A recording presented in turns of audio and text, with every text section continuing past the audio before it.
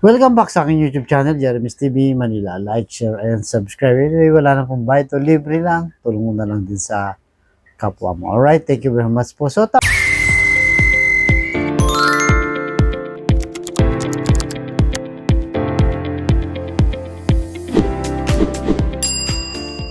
topic natin yan po today's reflection o ang mabuting balita. Sa araw na ito, maraming tao ang umiiwas o ayaw pag-usapan ang salitang kamatayan. Siyempre, kahit sino naman po, no? Lalo na bilang isang tao, bilang isang mahal sa buhay o mga pamilya natin na nauna na sa atin. Napakasakit po talaga ang mawalan ng mahal sa buhay. Talagang halos hindi mo matanggap. Lalo na, no? Kung magulang mo yan. Nangyari na po sa atin, kapatid, na lolo, lola, mga tiya at tiyo, pinsan, lahat na yata. No, marami na po sa atin ang dumadanas. Pero sa kabila na yan, alam naman natin na hindi po natin yan may iwasan. Kahit ang ating Panginoong Yesus, siya mismo, nung nabubuhay dito sa mundo, alam niya na papatayin siya. Mamamatay siya balang araw. Kaya sabi sa Lucas chapter 9 verse 22, noong panahong iyon, sinabi ni Jesus sa kanyang mga halagad, ang anak ng tao ay dapat magtiis ng maraming hirap. Itakwil siya ng matatanda ng bayan, ng mga punong saserdote at mga eskriba. Ipapatay nila siya, ngunit sa ikatlong araw ay muling mabubuhay. So ayan po, no? Kaya yung mga alagad nung kinakausap niya, sinasabi niya yan, talaga namang hindi nila maintindihan. Siyempre, unang-una siya yung inaasahan. Naniniwala sila na siya yung Mesiyas, para sa kanila hindi dapat mamatay. Dahil nga sa kanya siya umuhugot, no? Yung mga alagad ng kalakasan, dahil alam nila siya yung Mesiyas. Tapos mamamatay ka? Paano yun? Naniwala kami sa'yo, nagbuhos kami ng oras, tapos mawawala ka. Kaya parang hindi po nila matanggap nung time na yan, at hindi rin nila maintindihan. At sinasabi niya, magdaranas ng hirap. Di ba? Magtitiis siya. Parang sa ating buhay po, no? Ganyan din ang nangyayari. Talagang nagtitiis po tayo sa buhay na ito. Pero sa kabila na yan, ang sinasabing kamatayan po ay ito yung pintuan na papunta sa kabilang buhay. Kaya nga po kapag may namatay, di ba, sinasabi natin, sumakabilang buhay na. So, ibig sabihin, wala po tayong choice. Sa ayaw at gusto natin, darating din yun. Pero siyempre, papanalangin po natin ng mga kapatid, handa tayo. O kumbaga, nagseservisyo tayo ng maayos, naglilingkod tayo sa Diyos, sa ating kapwa-tao, gumagawa tayo ng kabutihan, hindi man perfecto pero majority ating ginagawa. Kaya nga, di ba, pag ang tao ay namatay, sa isip natin, buhay pa siya sa kabilang buhay. So, yung katawan, wala na po tayong magagawa dahil siyempre, unang-una, hindi mo na yung makakausap, hindi mo na yung makahawakan, talagang asin wala na.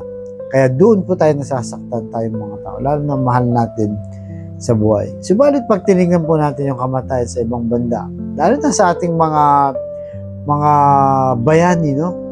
Nagbuhos din sila ng sakripisyo o binuhos mismo nila ang kanilang buhay para sa ating kalayaan. No? Sila Dr. Sersal, Juan Luna, Das Bonifacio, at kung sino-sino pa. Dahil yan sa pagmamahal nila sa bayan. Di ba? Kumbaga, nang ibabaw yung pagmamahal, tupalo na lang yung kamatayan. Tanggap na nila yon. Importante, mahalin mo ang bayan mo. Ganun po yung mga bayani natin. Subalit ang ating Panginoong Yesus, namatay siya, hindi naman yun para sa Kanya. Para sa ating lahat. Para po tayo ay maligtas. Dahil pag hindi niya ginawa yun, wala pong sino man pwedeng magligtas sa atin. Diba? Kaya nga po siya pinadala kaisa-isang anak ng ating amang nasa langit.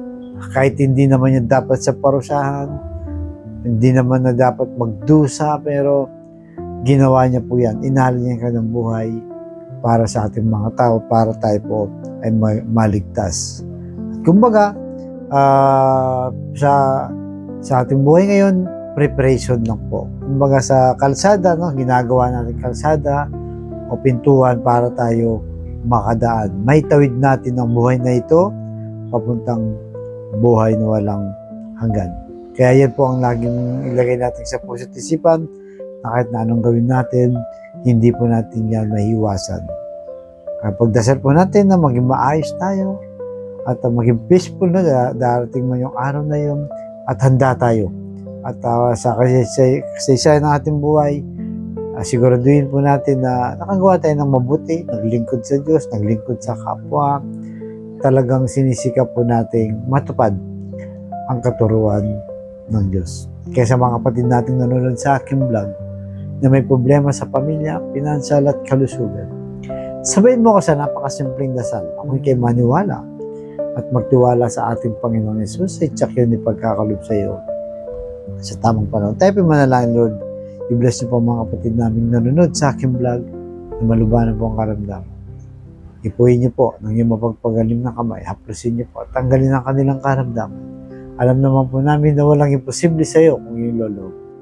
Ganoon din po sa mga pamilyang sisira o nagkawatak-watak dahil sa hindi pagkakaunawaan dahil sa taas ng pride. Ipuhin niyo po ang kanilang puso na maging mapagkumbaba, mapagpatawad, at higit sa lahat ay mapagmahal sa bawat miyembro ng pamilya. Ganoon din po sa financial na kailangan namin lahat. Lalo na po yung mga kapatid namin walang-wala talaga. Na ultimong pambili ng 1 kilo ng bigas, pinaproblema pa. Lalo na po yung mga kapatid namin nasalanta ng bagyong nagdaan. At salamat po at nakaraos kami dito sa Metro Manila at ibang parte ng bansa na hindi tinamaan ng bagyo. At sana po yung mga tinamaan, Lord, yakapin niyo mahigpit. Ingatan niyo po sila at tulungan makabangon kagad sa kanilang buhay. Patawarin niyo po kami sa aming mga kainahan at kasalanan. Ang lahat ng tiniling namin sa matamis na pangalan ng ating Panginoong Yesus. Amen. To God all be the glory sa ngalan ng Ama, ng Anak, ng Jesus, Espiritu Santo. Amen. Thank you very much po and God first.